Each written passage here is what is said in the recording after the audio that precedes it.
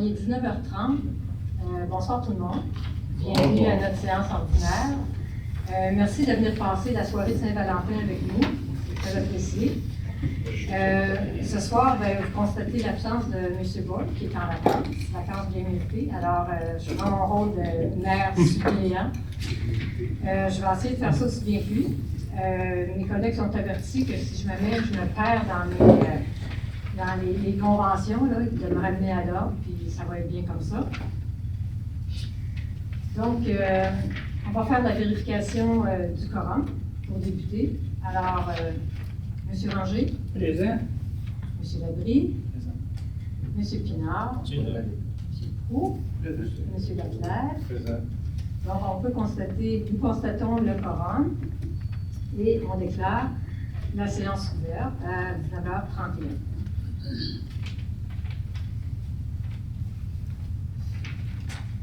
Le premier point, la lecture et l'adoption de l'ordre du jour. Je propose l'adoption de l'ordre du jour. Il n'y a pas de changement dedans. Il n'y a pas de changement. La correspondance, c'est point 5. C'était déjà vu. Oh, finalement. Non, c'est pas les... Il y a moins de chance. Donc, proposé par M. Ranger, d'adopter l'ordre du jour tel qu'il est, appuyé par M. Proulx. On va passer à la première période de questions. Vous avez vu qu'on a changé un peu la configuration de la salle. D'abord, pour permettre un passage vers une sortie de secours au cas. Donc, on pense à la sécurité publique. Et aussi, on a installé le micro pour la période de questions. Donc, pour la première période de questions, les questions par rapport à l'ordre du jour spécifiquement, j'inviterais, si vous avez des questions, à vous présenter au micro, puis à nous poser les questions en question.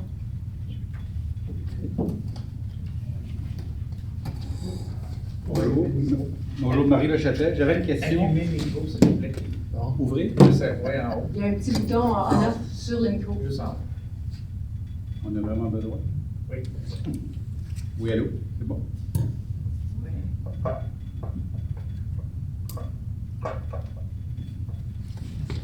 Ah bon?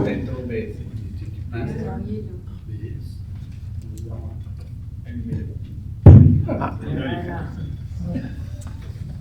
Bonsoir. Mario Lachapelle. Ça a rapport avec le point 7.1. Je me demandais s'il y avait des frais pour la séparation. Autrement dit, est-ce qu'il y a un terme de séparation avec les gens? Est-ce qu'il y a un montant à leur verser, forfaitaire, ou c'est des gens qui...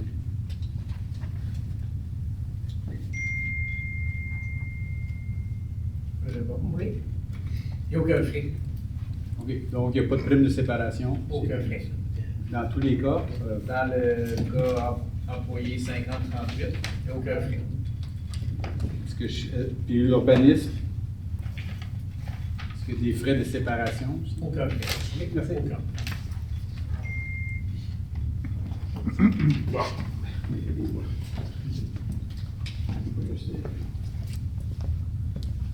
André Aucoin, 638, chemin du Lac. Toujours pour le 7.1. Entente de fin d'emploi. Vous dites qu'il n'y a pas de frais? En effet. Oui, En effet. Est-ce qu'on pourrait savoir, l'employé, c'est quoi? C'est-tu aux finances? C'est-tu...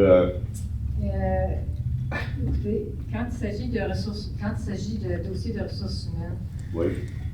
on nous a bien mentionné qu'on ne peut pas aller dans plus de détails que donner le numéro d'employé. Pardon, vous ne comme pouvez ça. pas aller dans? On ne peut pas donner plus de détails Oui. que le numéro d'employé. Donc, le détail qu'on a mis là, c'est le détail qu'on peut vous donner. Puis Quand sa il s'agit fonction, d'un employé. sa fonction était quoi? Hello? Ben oui, mais c'est comme ça. C'est pas nous qui faisons les règles, là. C'est des règles où, ça? C'est les règles de gestion de ressources humaines. Qui s'occupe des ressources humaines? Oui. Les ressources humaines sont contrôlées par qui? Par le directeur général. Donc, je pose la question au directeur général. Vous allez me la poser à moi, puis je vais voir si je la dirige vers lui. Incroyable. C'est ça, c'est 0,7.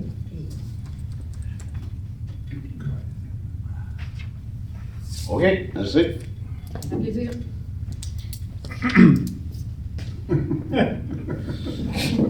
Incroyable.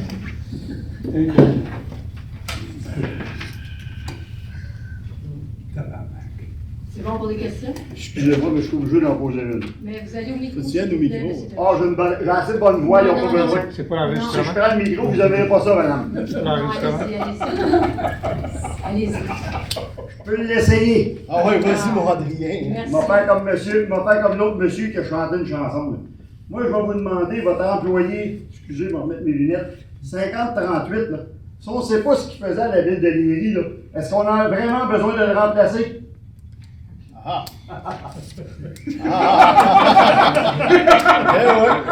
Est-ce que ma question est correcte? En fait, c'est qu'on ne peut pas divulguer les noms. C'est comme ça. Qu'est-ce que vous dites? C'est pas le nom. C'est Pas le nom, la pause. Alors, on va engager un fantôme et on va le mettre là. Il va coûter moins cher. Merci, bonsoir. Marc Desmarais, 1642, le 7.1, moi aussi. Je vais vous demander quels postes sont vacants à la ville?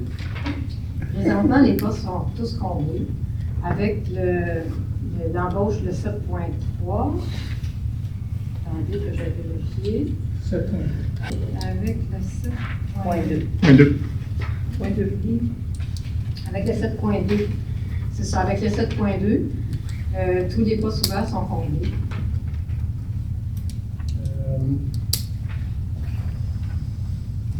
Bon.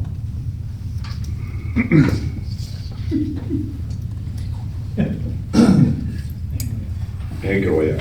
Et là, c'est un mini. Donc, ça vous va pour les questions? Transparent. Écoutez, vous pouvez avoir vos opinions, mais c'est comme ça. Quand il s'agit de dossiers de ressources humaines, c'est les noms de matricules, les numéros de matricule qu'on peut donner seulement. C'est comme ça. Il y a pas. Voilà. Je dois vous dire, madame la mairesse suppléante, Il je faut aller au dois... micro, M. Desrochers. Ah oui, vas-y, moi. Oui, Tu vas être en forme à la fin de la soirée. oui. Je dois vous dire, madame la mairesse suppléante, que ça va très bien pour les questions. Le problème, c'est les réponses. Alors, celle-là, c'était pas une question. Donc, C'est une liberté d'expression. Ah, Big Lynn, oui.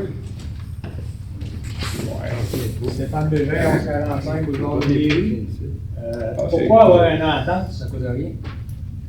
c'est une entente justement pour confirmer les dates de fin et qu'il n'y a pas de frais associés. OK. Et quand vous dites que vous pouvez donner la matricule, il faut au moins donner la fonction. On ne veut pas savoir le nom, mais savoir ce qu'il faisait. Ben oui, Ça, il me semble que c'est d'intérêt public. Oui. Donc, Le mais 7.1. sinon, Si vous, parce qu'il y a une règle. C'est d'intérêt public, la fonction. Si vous regardez c'est le directeur cette général. c'est une question. C'est une question de savoir la fonction. Si vous regardez 7.2, vous allez être capable de comprendre. Marc Desmarais, 1642. S'il n'y a pas eu de frais, je veux dire, il y a les frais de base quand même de 2 semaines de préavis quand on met quelqu'un à pied, on s'entend. Mais c'est pas des frais. C'est pas des frais. Ben non, c'est pas des frais. Ben, ça devient C'est important. selon les normes du travail. C'est ça, mais ça devient important que pendant votre mandat, il y en a eu 14. Votre question, c'est quoi? Ben, c'est ça, les frais, il y a eu les 2 semaines de préavis. Ben, c'est pas des frais. C'est pas des frais de fin d'emploi. Ah non? Fait que Non. ces gens-là n'ont pas quitté avant les 2 semaines de préavis. Non, mais c'est les règles des normes du travail. On parle pas de frais, on parle de respect des normes du travail. Oui, mais c'est des frais quand une personne quitte. Bon, ben, c'est votre avis. À notre avis, c'est pas des frais supplémentaires, c'est des règles, c'est tout. Donc, c'est pas des frais. Il n'y a pas de package qui a été à donner, il n'y a pas de frais supplémentaires qui ont été accordés. Donc, le matricule 5038, ça va pour tout le monde? Non. Donc, on va passer à la suite des points à l'ordre du jour. Le point 4.0, l'adoption des procès-verbaux. Donc, chaque membre du conseil municipal ayant tenu le ou les procès-verbaux des séances du conseil municipal, le greffier trésorier est dispensé d'en faire la lecture. Le procès-verbal de la séance ordinaire du 17 janvier 2024 est adopté. L'adoption est proposée par M. Ranger, appuyé par M. Leclerc. Donc, approuvé à l'unanimité. Le procès-verbal de la séance ordinaire du 29 janvier 2024. De la même façon, il est proposé par M. Leclerc et appuyé par M. Proulx d'adopter le procès-verbal du 29 janvier 2024. Le point 5, c'est le point correspondance. On a reçu 2 correspondances du ministère des Transports, le MTMD. Le premier concernant le boulevard urbain. Alors, notre dossier a été bien accueilli. On a déposé le dossier dans le cadre de l'étude de pré-faisabilité. Le dossier était bien accueilli. Ils ont dit oui, d'accord, les effectivement, on peut aller de l'avant avec la suite du dossier pour le boulevard urbain. Alors, on était bien contents. Le dossier a été bien monté à l'interne. Il y a la prochaine rencontre qui est prévue la semaine prochaine pour répondre à toutes les questions, pour aller de l'avant dans ce projet-là, pour la suite des études complémentaires. Et ensuite, notre correspondance toujours du ministère des Transports à propos de la demande qu'on avait faite d'avoir une signalisation zone scolaire sur la 132, sur le boulevard Léry, vis-à-vis la rue de l'école, la rue Adad-Venter. Ça a été refusé parce que les normes du ministère du Transport sont assez strictes. Il faut que l'école soit sur le tronçon de la rue en question. Compte tenu que l'école est sur Adad-Venter, on ne pouvait pas mettre de zone scolaire sur la 132. C'est un bel essai, on se doutait, mais on voulait quand même profiter du dépôt de ce dossier-là pour augmenter la sensibilité à notre dossier par rapport au boulevard urbain et puis les flux de circulation dont on a besoin. Donc, ça, c'est les 2 correspondances en question. Le point 6.1, présentation et acceptation des comptes pour paiement. Donc, ce mois-ci, les effets mensuels montent au coût de 338 157,78 $. Les montants principaux sont 17 290 pour l'éco-centre, le dernier 6 mois, du 1er janvier au 31 décembre. C'est une baisse considérable.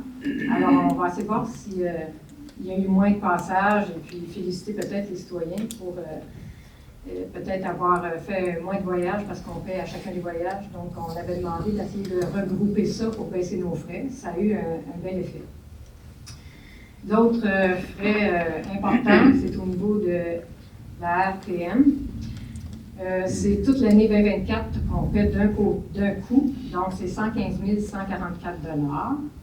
Et il y a le service d'incendie, où on paie 2 mois de notre quote-part, et puis toute l'entraide de l'année 2024 pour un montant de 39 318 $ et 38 sous. Alors, il est proposé par M. Ranger, appuyé par M. Leclerc, adopté à l'unanimité, de déposer le rapport en question et d'approuver les engagements financiers et factures à payer au 14 décembre 2023, du 14 décembre 2023 au 7 février 2024. Le point 6.2. Monsieur Lévy. Oui, c'est le retrait de signature au compte des jardins, considérant les obligations bancaires chez les services bancaires du fournisseur des jardins, considérant l'article 19 du règlement 2022-504 décrétant les règles de délégation, de contrôle, de suivi budgétaire exigeant la double signature au compte bancaire.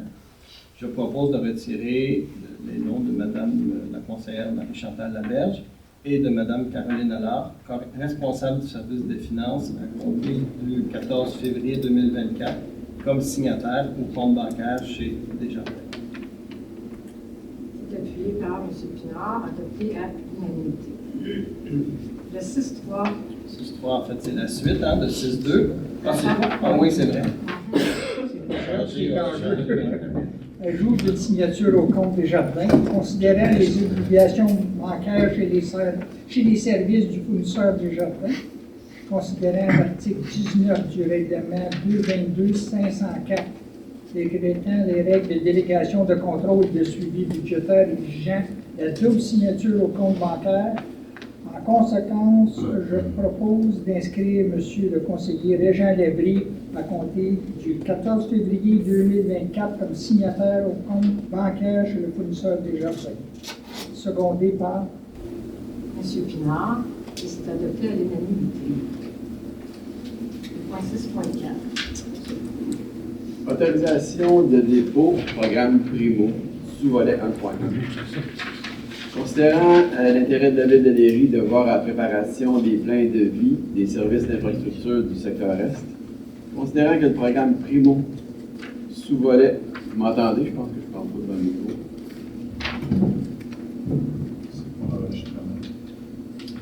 Désolé. Donc, considérant que le programme Primo permet de présenter une demande pour l'octroi de l'aide financière en 2 étapes à l'égard d'un projet d'infrastructure. La première étape, sous-volet 1.1, englobe la réalisation des études préliminaires, la conception des ouvrages et la confection des plans de vie définitifs. Considérant que, tenant compte de la résolution 2022-12-325, il est possible de réduire considérablement l'impact des coûts de production des plans de vie et des études reliées en déposant une demande de subvention.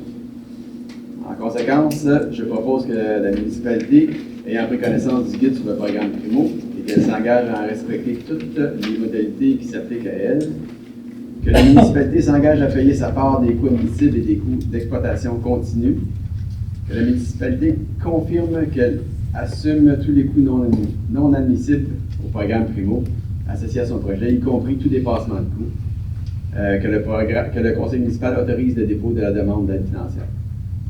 C'est appuyé par M. Ranger, approuvé à l'unanimité. 6.5, entente intermunicipale Saint-Constant, ingénieur.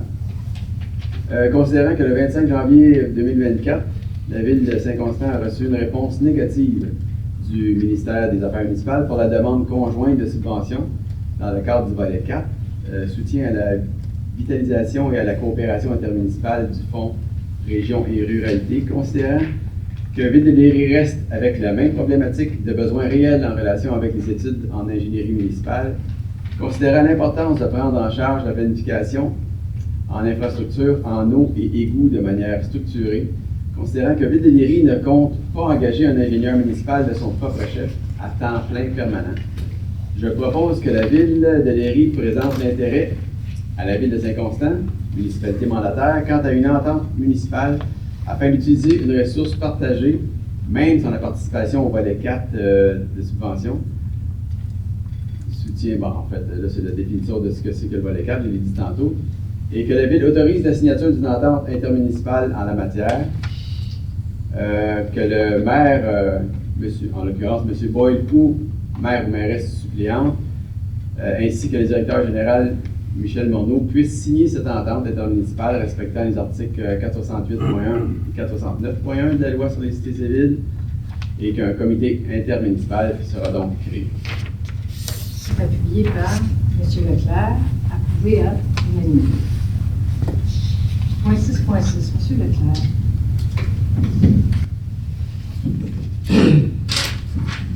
Comité embellissement création. Considérant le conseil municipal juge opportun de voir l'amélioration paysagère des lieux publics, je propose de créer le comité embellissement, que le conseiller Régent Labrie soit responsable de ce comité et que le directeur général puisse nommer les membres du comité. C'est appuyé par M. Pinard, approuvé à l'unanimité. Le point suivant, M. Ranger. 6.7. Plan triennal de répartition de destination des immeubles du Centre des services scolaires de Grande Seigneurie. Considérant que Ville de Léry a reçu du Centre de services scolaires de Grande Seigneurie une correspondance en lien avec le plan triennal de répartition et de destination des immeubles pour les années 2024-2025, 2025-2026 et 2026-27. En conséquence, je propose de prendre acte du plan triennal de répartition et de destination des immeubles pour les années mentionnées il y a quelques secondes, soit du Centre de services scolaires des Grandes Seigneuries. secondé par M. Pinard. Et c'est approuvé à l'unanimité. Le point 7.1, M. Entente de fin d'emploi, employé 5038, rectification. Je propose que la Ville autorise le directeur général Michel Morneau à signer avec les parties prenantes une entente dans le cadre de la fin d'emploi de l'employé en objet. Appuyé par M. Labrie. Appuyé à l'unanimité. 7.2, responsable du service de l'urbanisme et du développement durable, contrat et embauche. Considérant l'entente de fin d'emploi de l'employé 5038, considérant la recommandation d'embauche du directeur général, M. Michel Morneau, je propose que la Ville embauche M. François Sénécal, urbaniste, à titre de responsable du service de l'urbanisme et du développement durable. Et d'autoriser que la Ville autorise le directeur général, Michel Morneau, à signer un contrat avec M. François Sénécal, urbaniste, selon les modalités présentées aux élus. Appuyé par M. Leclerc. Merci.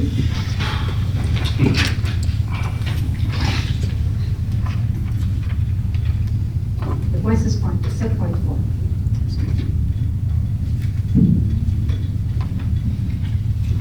Le programme d'aide aux employés, PAE, considérant que les élus municipaux sont soucieux du bien-être des employés municipaux, considérant qu'une des priorités est l'installation d'un programme de bien-être et de santé mentale, considérant le programme d'aide aux employés PAE est un service de soutien professionnel offert au personnel et aux gestionnaires pour les aider à résoudre des préoccupations, stress, dépression, anxiété, passage de vie, situation de crise, etc.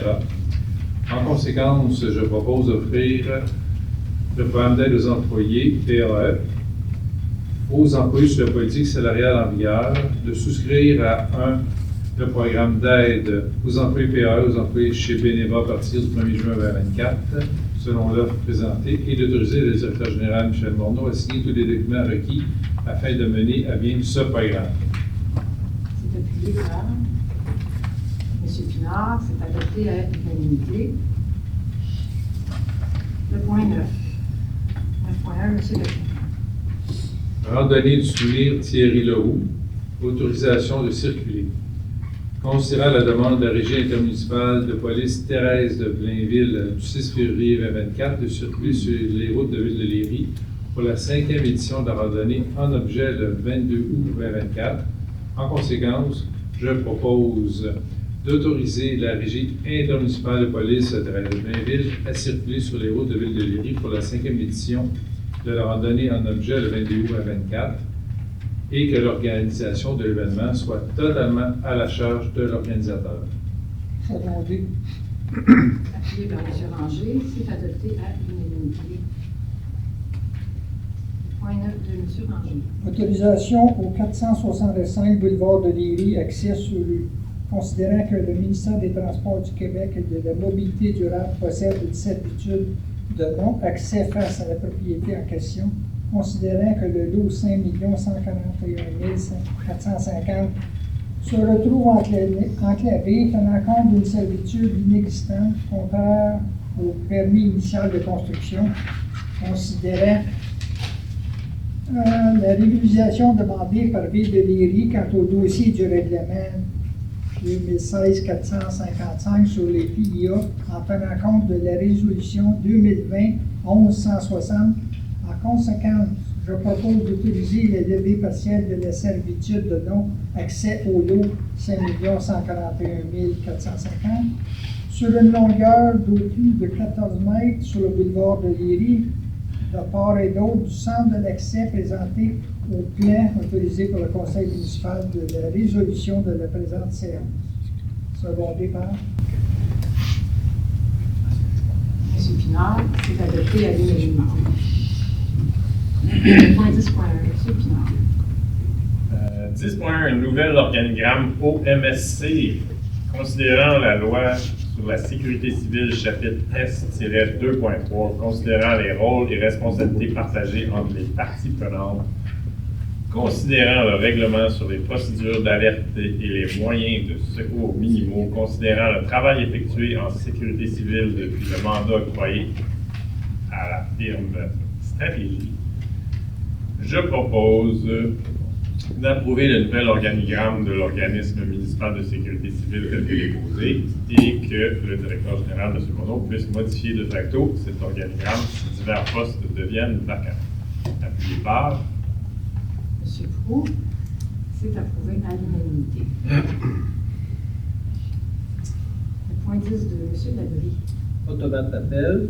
Considérant que le règlement sur les procédures d'alerte et les moyens de secours minimaux, en conséquence, il est proposé, donc je propose d'autoriser l'acquisition d'un service d'automate d'appel, d'autoriser le directeur général, M. Morneau, à signer un contrat de service avec le fournisseur Omnivigile pour un service d'automate d'appel. Appuyé par M. Leclerc. Si c'est adopté à l'unanimité. 10.3. M. Labrie. Système électronique maintenant d'alerte au Centre des coordinations des mesures d'urgence. Donc, considérant que le CCNU doit pouvoir respecter le schéma d'alerte du plan de sécurité civile, considérant que le relais d'information en continu est requis pour être fluide dans les processus, dans les procédures, considérant que le règlement sur les procédures d'alerte et les moyens de secours minimaux, en conséquence, je propose donc d'autoriser l'acquisition d'un service de système électronique d'alerte au CCNU, d'autoriser le directeur général, M. Morneau, à signer un contrat de service avec le fournisseur Stratégie pour le service d'un système électronique d'alerte au CCNU. C'est appuyé par M. Ranger. C'est adopté à l'unanimité.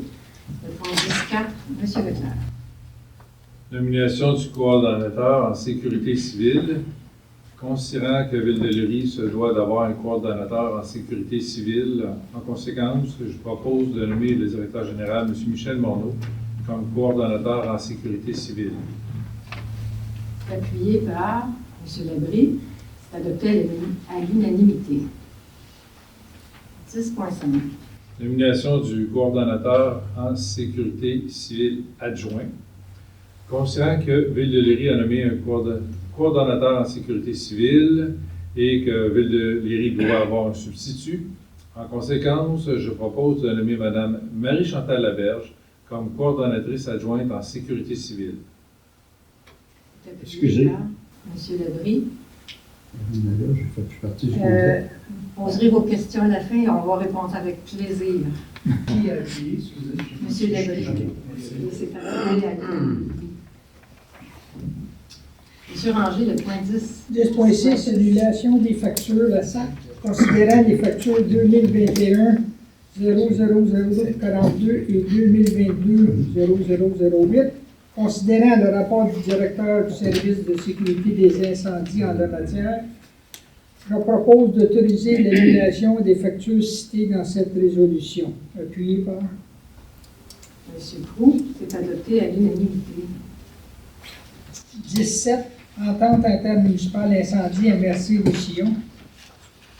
Considérant les obligations du schéma de couverture de risque quant au déploiement des ressources des pompiers lors d'une intervention, considérant le rapport du directeur du service de sécurité des incendies, considérant la proposition de la MRC de Roussillon quant à cette entente régionale, en conséquence, je propose d'autoriser la signature de l'entente intermunicipale en incendie de la MRC de Roussillon. Secondé par M. Labrie, c'est adopté à l'unanimité. Les points 11, M. Proulx.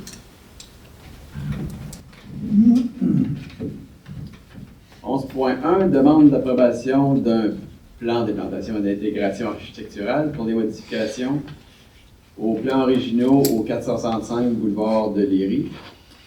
Donc, considérant que le PIA en question répond aux objectifs et critères du règlement 2016-455 qui a été présenté au CCU, que le CCU recommande d'autoriser la présente demande. En conséquence, je propose que la Ville approuve la demande de PIA pour modification des plans au 465 boulevard de Léry, selon le plan d'implantation réalisé par M. Parent. Le 30 juillet 2020, il s'agit de déplacer l'entrée charretière, de déplacer, approuver le déplacement de l'entrée charretière. secondé Appuyé par M. Ranger, c'est approuvé à l'unanimité. 11.2, demande d'approbation d'un PIA pour le remplacement des fenêtres au 909 chemin du lac Saint-Louis. Donc, considérant que le PIA répond aux objectifs et critères du règlement 2016-455 qui a été présenté au CCU, le CCU recommande d'autoriser la présente demande d'approbation. En conséquence, je propose que la Ville approuve le PIA au 909 selon les documents présentés au comité lors de la rencontre du 25 janvier 2024. Secondé. Par M. Ranger, appuyé à l'unanimité. Adopté. 11.3, demande PIA au 905 chemin du lac Saint-Louis sur le lot 5-141-749.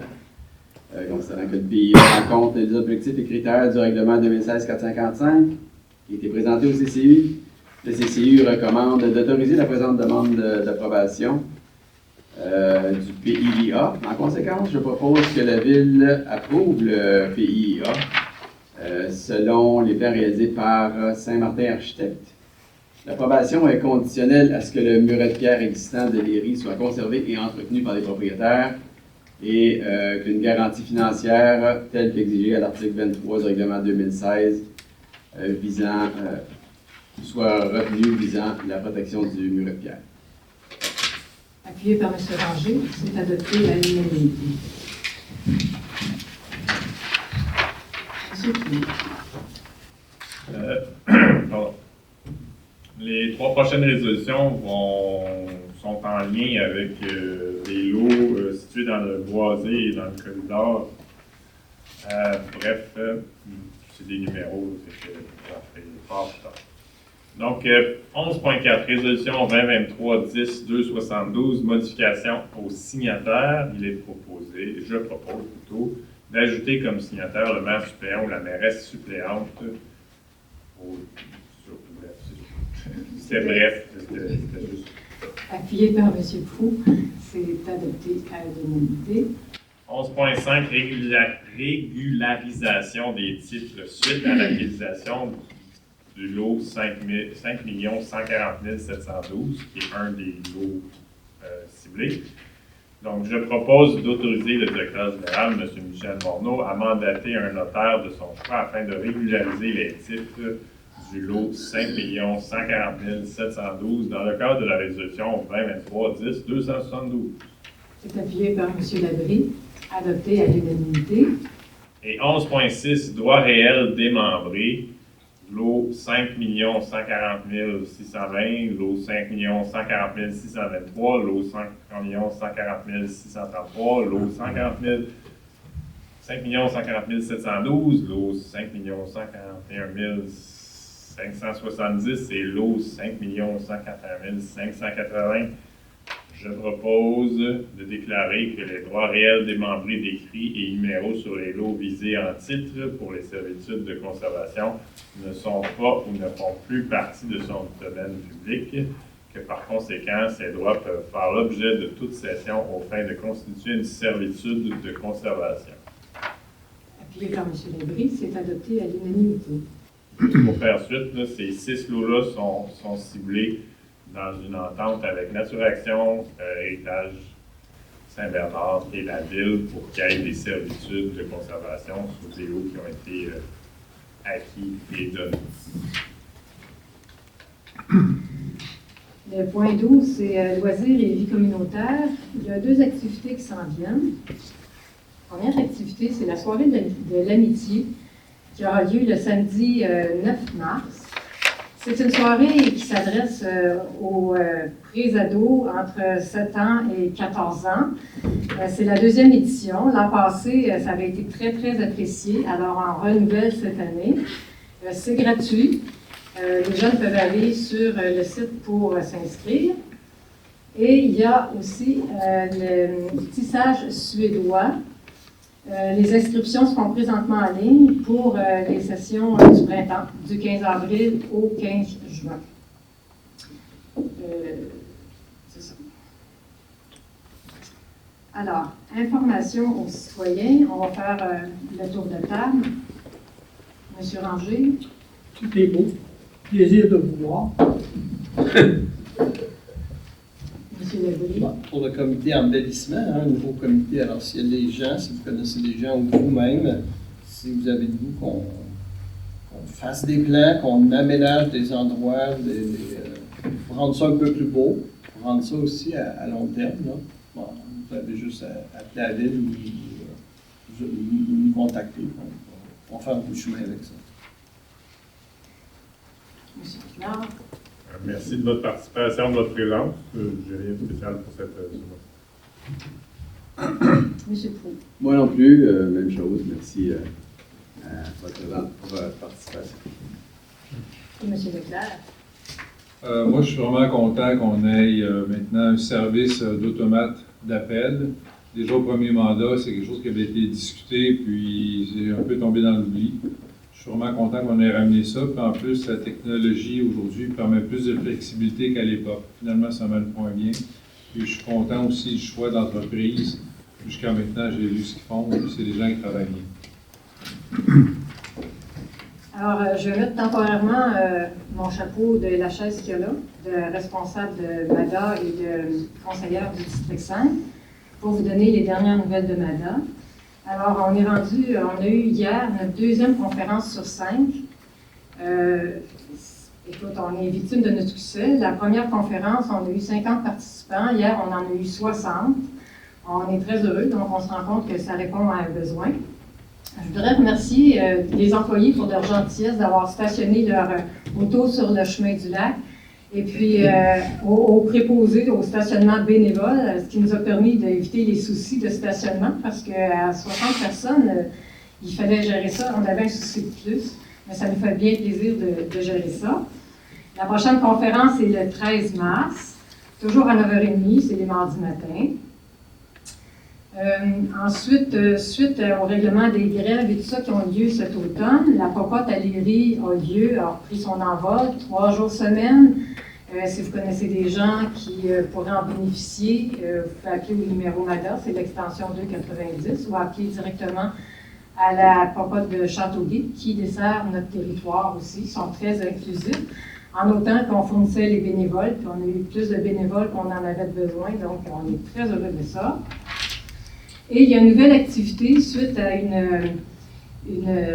un élan citoyen. Il y a une ligue mixte de badminton qui est en train de s'organiser.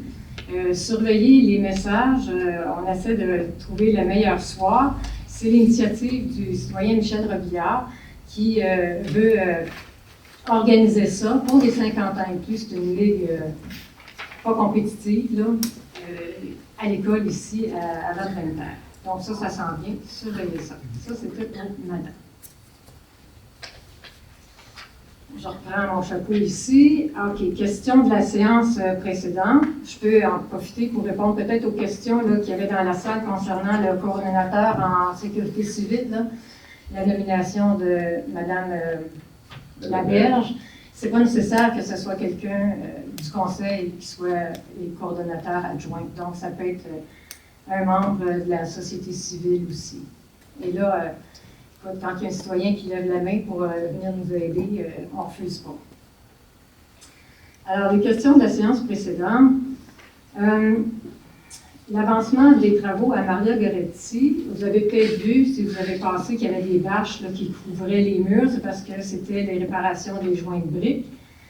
C'est terminé. Ce qui nous reste à faire, l'isolation du toit, l'amélioration de l'électricité et de l'éclairage, les gouttières. Un peu plus tard, au printemps, il y aura le perron, la rampe d'accès, l'embellissement général. Tout ça est absorbé par l'aide financière qu'on reçoit de la MRC. Bien sûr, c'est des programmes de subvention, il faut que la Ville en prenne partie. Et cette subvention-là, ça nous permet de couvrir 66 % des coûts. La Ville doit couvrir le montant restant. Il y avait une question sur l'abribus. L'abribus qui doit être réparé, qui est finalement qui n'est plus tellement un abri, qui reste juste les bancs. Il faut revoir les panneaux là, qui ont été endommagés.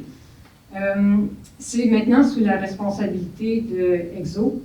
Donc, on les talonne, on fait le suivi, on essaie de leur pousser dans le dos pour qu'ils viennent réparer ça le plus tôt possible. Mais ça demeure leur responsabilité.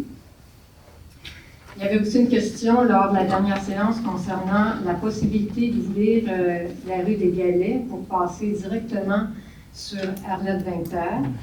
Alors, à première vue, ça semblait relativement simple. Hein? On enlève les blocs de ciment puis on permet l'accès. On est allé voir, on a regardé ça avec les travaux publics. Finalement, cette rue-là, c'est pas une rue.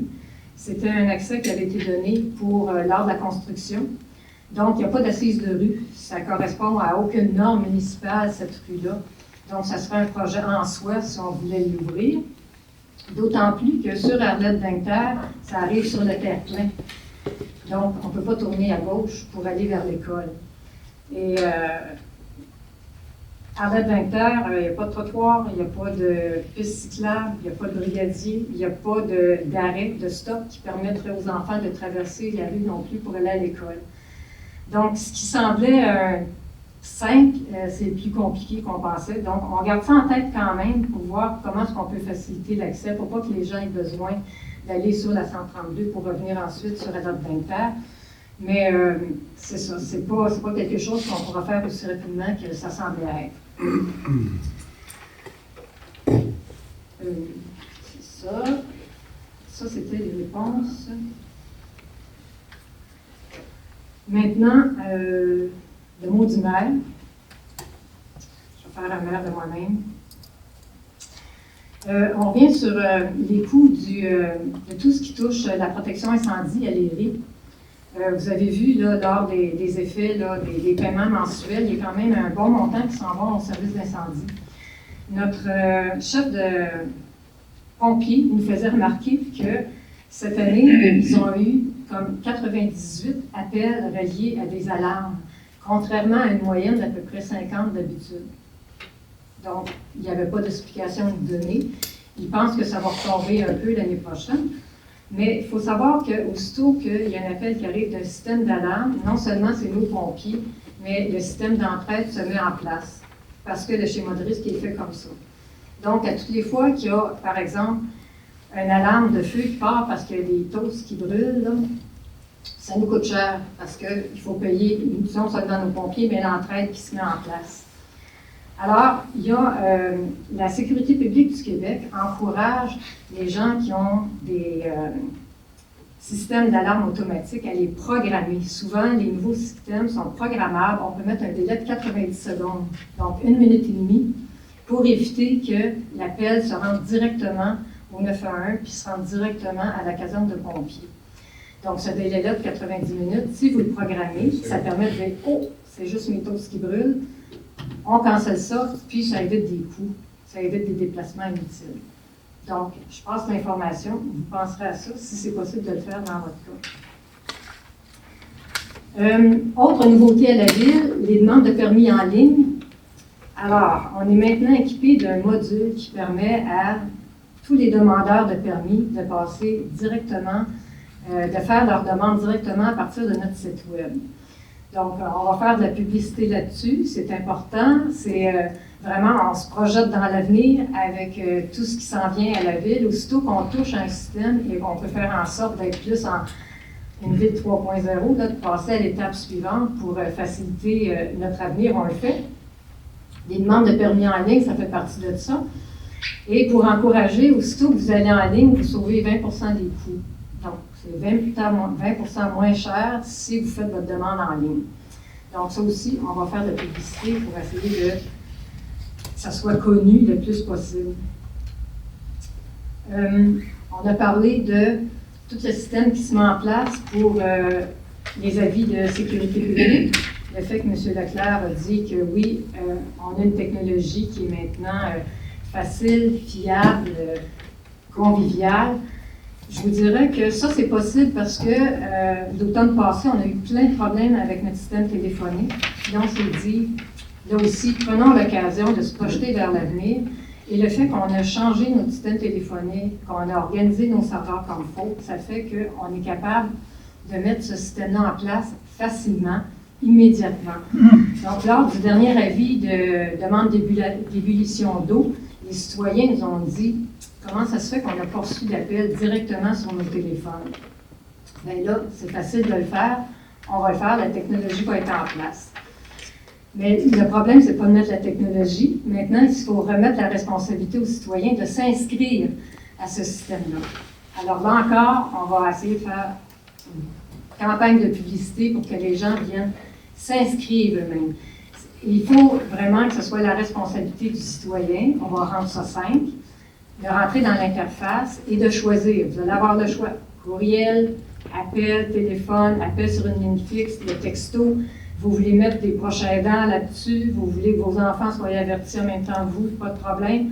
En autant, vous nous le dites. Donc, la responsabilité va revenir maintenant aux citoyens. Autre façon où on passe à la ville 3.0, on va maintenant être capable de faire le paiement de nos fournisseurs en ligne.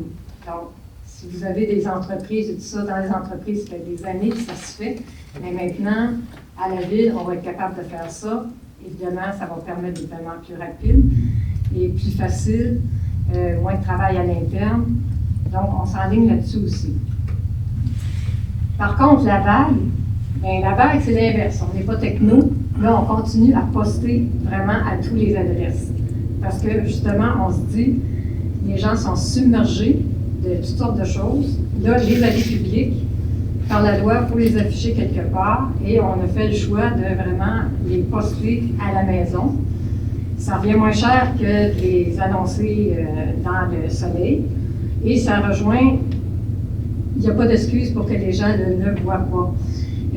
C'est les avis publics, on est obligé par la loi de les afficher. Les avis publics de l'urbanisme, on les affiche 3 fois. L'avis de motion qui est souvent en lien avec le premier projet, le deuxième projet et puis l'adoption. Donc, c'est normal dans les vagues que vous voyez passer le même projet, le même règlement d'urbanisme 3 fois. Lors des conférences, de la conférence hier, il y a des gens qui nous ont dit moi, j'ai su que la conférence était là parce que je reçois la vague à la maison. C'est leur façon de communiquer, c'est la façon dont ils apprécient que la ville communique avec eux.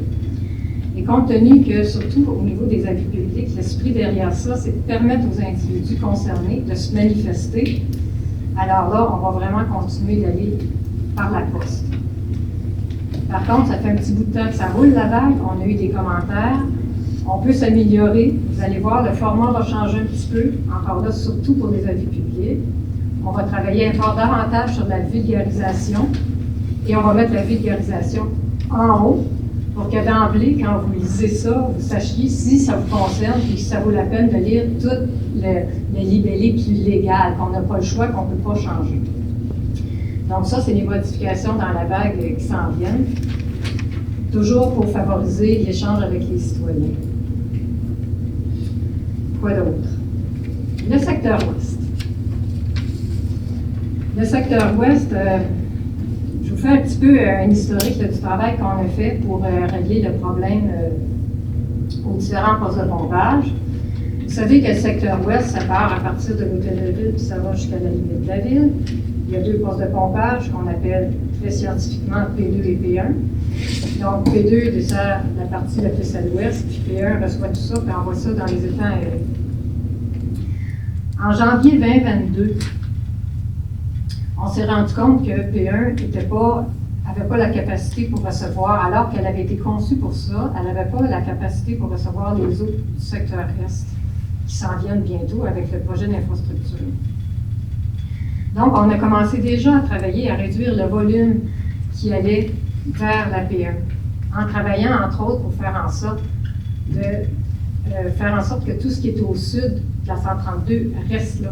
Donc, tous les parcs, au lieu de descendre pour être ensuite pompés dans les étangs, c'était de travailler pour faire en sorte que tout ce qui était dans les parcs demeure au sud de la 132. Ça avait l'air simple comme ça, c'était pas simple. Il a fallu travailler avec les développeurs pour agencer les réseaux qui sont en train d'installer avec notre réseau actuel pour faire en sorte que quand eux vont travailler pour pomper vers les étangs, qu'on puisse harnacher tous les parcs pour plus que ça redescende du côté du lac. On y est arrivé, les ententes sont faites, tout ça, mais là, il faut attendre que ça se développe. Donc, au fur et à mesure que ça va se développer, que les réseaux vont se mettre en place dans le secteur de l'école, là, on va pouvoir dégager vraiment tout le volume. Au lieu de s'en venir dans la P1, ça va rester, ça va aller du côté des étangs. Donc ça, c'est le travail qu'on a déjà entamé.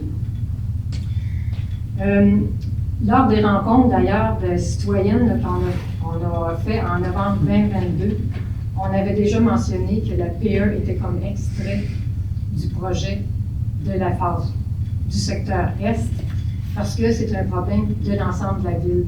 Parce que, normalement, on n'aurait pas dû payer des sommes supplémentaires parce que ça avait été conçu pour recevoir les deux secteurs. Il nous reste encore des problèmes à régler dans le secteur Est. Les problèmes, il y a des branchements illicites, il y a nos conduites, et puis il y a la pluie. Les branchements illicites, on vous en a parlé il y a un an, en janvier 2023. On a mentionné que les branchements illicites causaient des problèmes importants. On l'avait mentionné pour dire aux gens, responsabilisez-vous, profitez-en pour mettre vos installations aux normes parce que c'est illégal. Il y a un règlement qui empêche toute connexion autre que sanitaire d'aller dans nos égouts sanitaires. Donc, on a commencé à en parler en janvier 2023 pour que les gens prennent action. Effectivement, on a vu un peu une modification. On a de la difficulté, on avait de la difficulté un peu à surveiller ça parce qu'il fallait se fier comme sur la consommation électrique, de regarder les comptes de l'hydro pour voir si les pompes fonctionnaient plus que d'habitude et tout ça. Donc, on était toujours un peu en retard. Maintenant, on a de la télémétrie sur toutes les postes de pompage. Donc, on est capable de voir si les pompes fonctionnent plus qu'elles ne devraient de façon instantanée et déjà commencer à cibler où sont les problèmes. Les branchements illicites, je ne vais pas vous faire un cours, là, mais juste à sa face même, pour comprendre comment c'est important qu'une ou deux ou 5 maisons viennent vraiment surcharger tout notre réseau. Et c'est important. La P2 qui descend à la partie ouest, là, elle pompe, retenez le chiffre, à 12 litres seconde. Okay?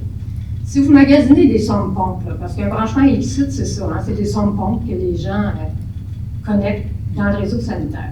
Alors, si vous magasinez ça dans la quincaillerie du coin, là, une sonde-pompe, là, ça pousse à peu près un débit de 3,5-4 litres seconde. Donc, ça n'en prend pas beaucoup pour surcharger notre réseau. Alors, ce qu'on a fait déjà, c'est identifier, avec l'aide des travaux publics puis notre inspecteur, on a identifié ceux qui étaient les plus évidents. Et on a une belle collaboration avec les citoyens pour régler le problème. Il faut dire que les branchements qui ont été faits par des plombiers professionnels, eux connaissent les codes. Donc, c'est sûr que les professionnels ne brancheront pas des sondes-pompes sur du sanitaire. Mais il y a tous ceux qui, peut-être, ne le sachant pas, se sont branchés. Donc, c'est ceux-là qu'on vise. Les premiers citoyens avec lesquels on a travaillé sont très collaboratifs, fait qu'on les règle comme ça au fur et à mesure. Et là, on a reçu des offres par des entreprises spécialisées pour aller un petit peu plus loin, pour identifier les autres qui sont moins évidents, pour travailler avec eux, pour débrancher ça. C'est sûr que ça fait une différence. L'égout sanitaire, c'est fait pour recevoir votre chasse d'eau, les douches, le lave-vaisselle et la lessive.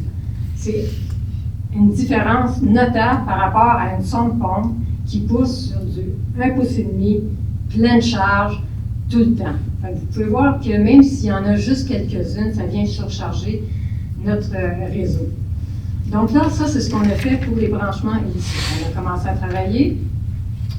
On va travailler encore pour identifier ceux qui sont moins évidents. Et il y a une troisième étape où là, on va aller faire de l'inspection dans les maisons pour aller chercher les derniers peut-être. Ça, c'est les branchements illicites. Ensuite, l'autre problème qu'on peut avoir, c'est nos conduites. Donc, là, c'est le fun de regarder vers les citoyens, mais on s'est dit, on va regarder nos conduites aussi. Est-ce qu'il pourrait y avoir de l'infiltration qui arriverait quand la nappe phréatique est élevée? Alors là, il y a des gens qui ont fait les travaux, une entreprise spécialisée encore là. On a commencé par passer un petit cochon là-dedans pour nettoyer nos conduites. On a passé une caméra. Et là, on attend les résultats. Là, on va voir si on a des fissures, s'il y a de l'infiltration d'eau, s'il y a des connexions qui ont été mal faites. Ça va nous permettre aussi de regarder dans notre cours ce que nous, on peut faire. Puis le troisième point, ben, c'est la pluie, les événements environnementaux qui fait en sorte qu'il y a beaucoup de pluie qui se déverse. Ça, je vous dirais que c'est la portion qui est la plus difficile à adresser parce que là, l'eau trouve toujours son chemin.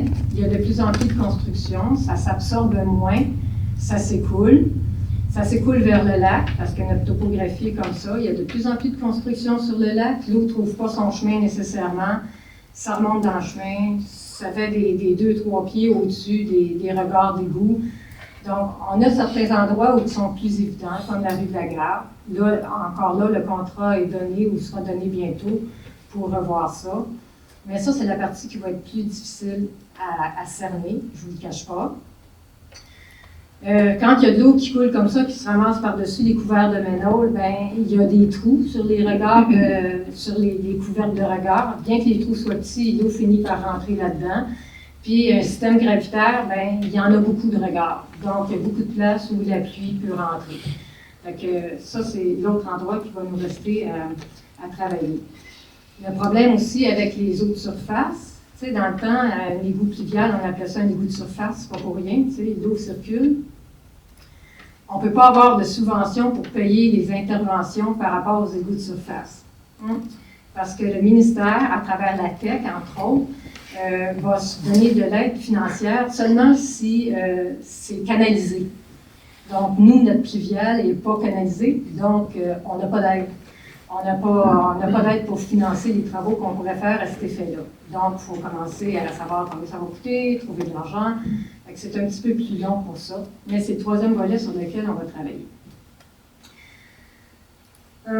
C'est pas mal ça, mais parallèlement à ça, avant que tout ça se mette en place, il y a quand même, on a travaillé sur une procédure d'intervention. M. Monneau a travaillé pour définir vraiment une procédure pour mettre au clair avec chacun qui participe lors d'un événement spécial, en fonction de la nature du problème, est-ce que c'est une pluie abondante, est-ce que c'est du vent, qui fait quoi, quand, comment réagir en fonction de la vitesse des vents, en fonction de la quantité de pluie qui est annoncée.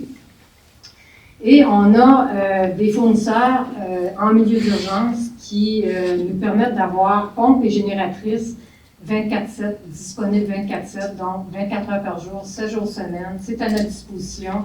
On sait où ils sont. On va aller les chercher, tout dépendant de comment ça se présente. Tout ça mis ensemble, on pense qu'on va pouvoir aller de l'avant pour s'assurer que ça se passe bien dans le secteur ouest. C'est à peu près ça.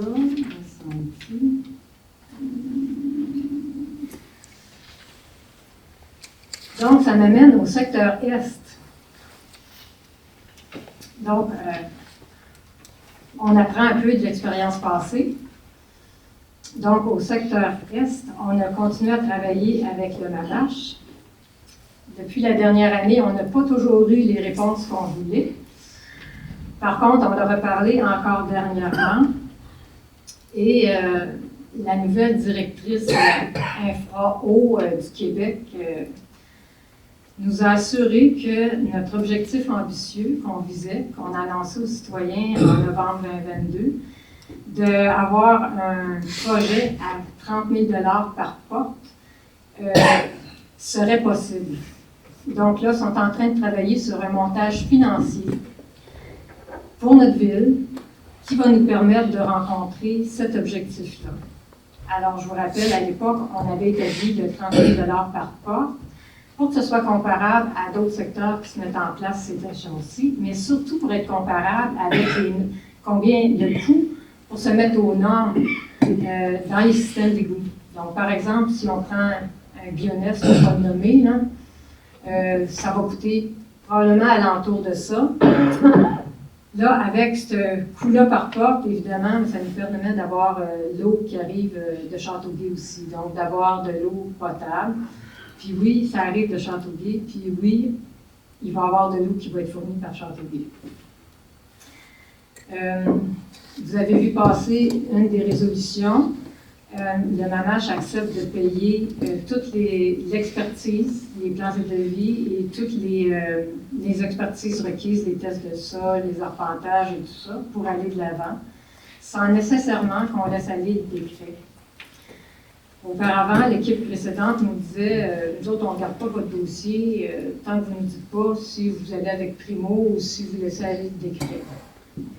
Là, ils nous ont dit on ne vous bouscule pas, on vous permet d'aller de l'avant pour avoir vraiment une idée très, très précise du coût avant de décider si vous laissez aller le décret ou pas.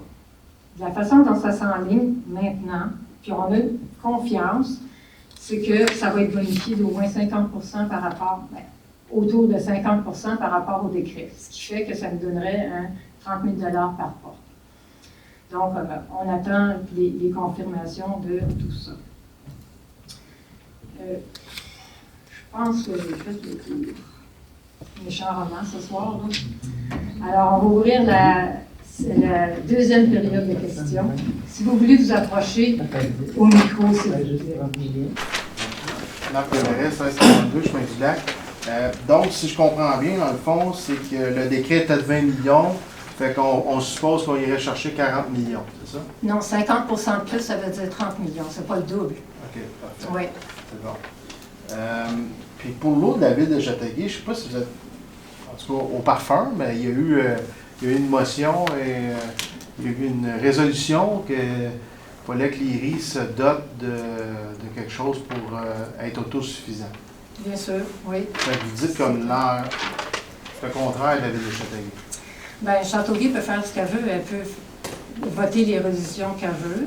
De notre côté, on a continué, on est toujours ouvert, on leur dit venez discuter avec nous, puis on a contacté aussi le MAMACH pour avoir un conciliateur dans le dossier.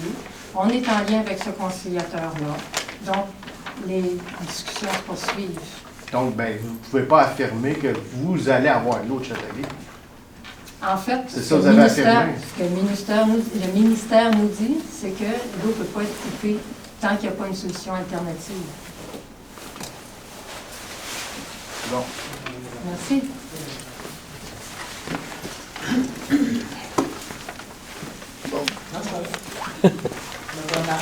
Moi, je suis ici ce soir parce que je me pose des questions et je ne sais pas à qui m'adresser.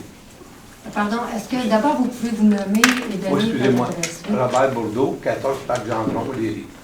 D'accord, oui, M. Bourdeau.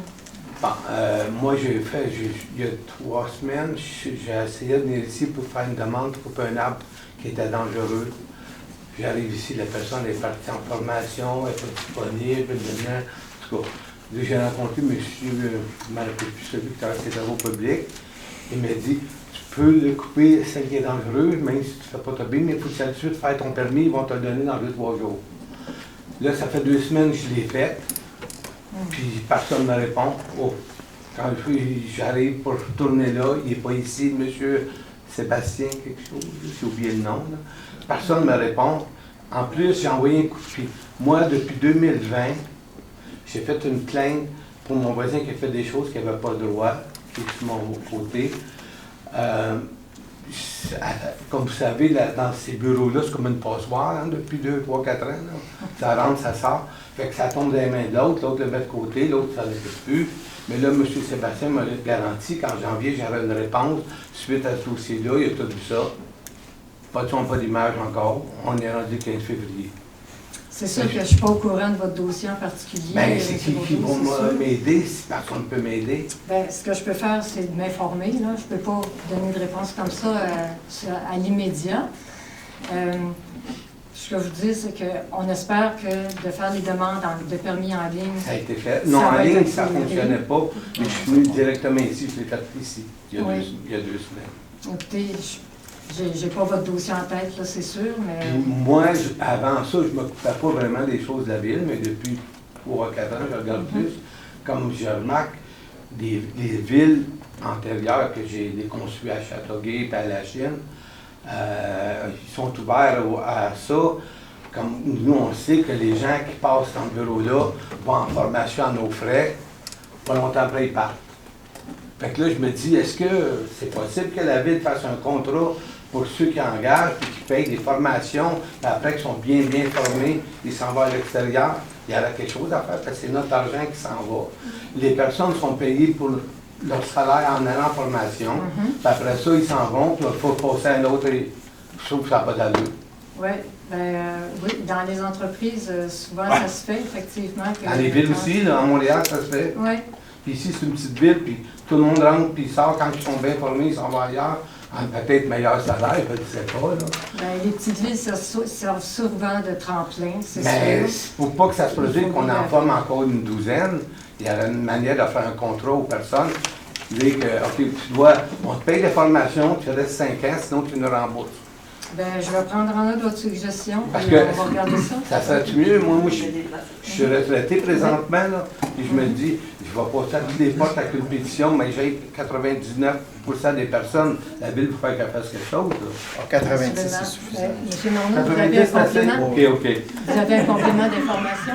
Oui, le Conseil a adopté une politique salariale qui comprend ce que vous dites là. Donc, qui comprend quoi? Quelqu'un qui passe 1 an à la ville, qui quitte, doit rembourser ses formations. Qui passe 2 ans, il y a un pourcentage dégressif, mais maintenant, on tient les gens responsables. S'ils veulent qu'on leur paye des formations, ils partent rapidement, ils vont payer ces formations-là à la ville. Puis on peut voir ça où?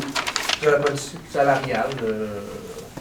Si j'exige d'avoir un politique salariale, donnez-moi le courriel à la fin, je vais vous envoyer juste la section qui est appropriée à ça.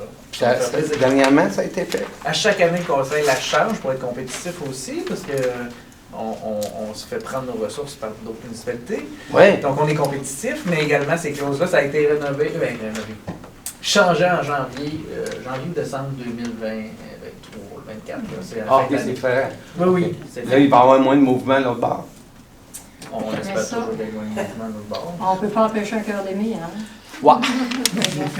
À nos frais. À nos frais. À nos frais. Cette politique-là, entre autres, j'ai oublié de le mentionner, mais vous avez peut-être vu passer, il va y avoir un nouvel horaire d'ouverture de l'hôtel de ville. Donc, à la suggestion de plusieurs citoyens, maintenant, l'hôtel de ville va rester ouvert à l'heure du lunch. Avant, ça s'arrêtait 1 heure ou 1h30 à l'heure du lunch. Là, ça va être ouvert de 8h30 à 4h30. Exactement. Sans arrêt. Donc, pour favoriser encore là, pour être capable d'accommoder plus de citoyens. Puis, pour la chose que vous avez parlé, la plainte j'ai faite là, puis pour mon arbre, puis vous pensez en note de me donner un suivi, quelqu'un me donne un suivi? Je peux vous faire le suivi tout de suite. On ne fait pas de suivi aux citoyens pour leur dossier, là, vous allez me dire, mais j'ai sorti pour le Conseil le nombre de dossiers en demande, et votre dossier, ça fait 13 jours qu'il est en attente. On a le droit à 30 jours de demande de permis. Mais c'est un dossier qui est suivi par Sarah Chacour, qui est notre inspectrice. Donc, en fait, 13 jours. Mais c'est marqué urgent et dangereux dans mon permis. On va s'en occuper. Je vous garantis que votre permis va sortir. 30 jours, peut-être qu'il va être trop tard. C'est pas un dossier complexe, on est d'accord? Non, ça prend 3 secondes d'ouvrir puis de l'imprimer. On va le régler. D'accord. Céline Préjean, 185, je suis un Dilac. J'aurais 2 commentaires à faire. Pour les branchements. Madame, il faut que ça soit des questions. Je voudrais juste, pour vos branchements ici, est-ce que vous avez pensé de faire ça par la fumée blanche?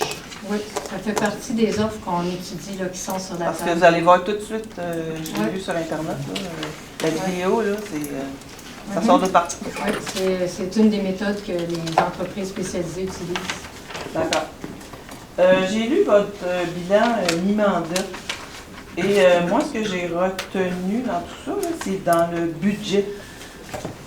En 2022, le budget était 4,9 millions. En 2023, 5,4. Une hausse de 11,9. 2024, on passe à 6 200 pour une hausse de 14,30 qui fait 26,24 sur 2 ans. Ça représente 1,3 million. Oui. 1400 par Oui, c'est ça. La rémunération globale, toujours là, en 2022, 1 million.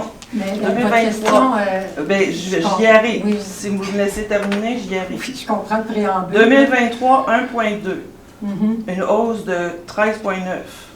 2024, on passe à 1,4 million, une hausse de 15,84 pour un total de 28,9% de hausse sur 2 ans.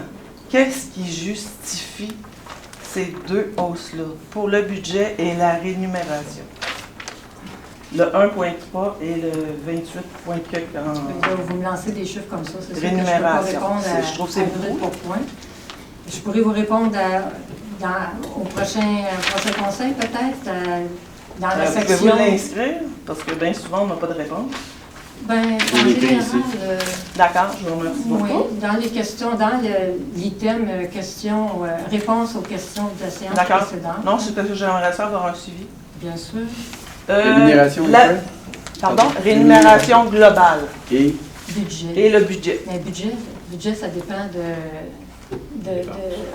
non, mais c'est ça, mais qu'est-ce qui uniforme. justifie ces hausses-là? Il y a plein de facteurs. Le préambule présente une réponse assez simple, c'est que la richesse foncière a monté et les immobilisations fluctuent. Donc, une année, il va y avoir beaucoup de dépenses d'immobilisation et donc les revenus de dépenses vont être beaucoup plus grosses malgré que c'est le même système.